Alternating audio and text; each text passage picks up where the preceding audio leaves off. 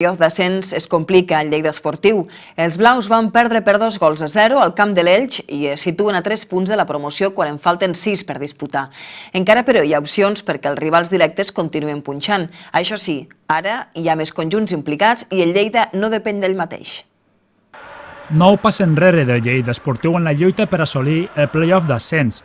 Els blaus van caure per 2-0 al camp de l'Elx, perdent d'aquesta manera les opcions d'encara les dues últimes jornades, depenent d'ell mateix en cas d'haver aconseguit un triomf.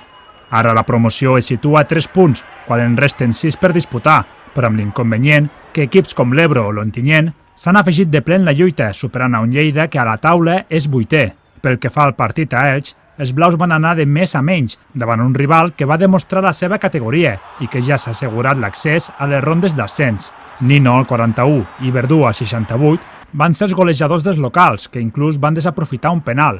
Al final, derrota per 2-0 en un partit en què Gerard Albadalejo es va queixar de l'actuació arbitral. Al descans ens hem anat amb aquest gol, amb aquest 1-0, que és una falta molt clara, és una falta claríssima que té que ser sancionada. A més, Sori a l'inici de l'acció ve del fora de joc i toca la pilota, té que ser sancionada i són moltes setmanes que callem, que posem bona cara, però ja n'estic fart. Estic fart perquè no pot ser. Al final, tots els entrenadors de la Lliga surten plorant totes les setmanes, menys nosaltres, que sempre parlem molt bé de tots els àrbits i tot, i ja està bé, ens estem jugant molt com perquè hi hagi aquella acció. El pròxim rival dels blaus serà l'Olot, en un partit que jugarà diumenge a les 5 de la tarda al camp d'esports.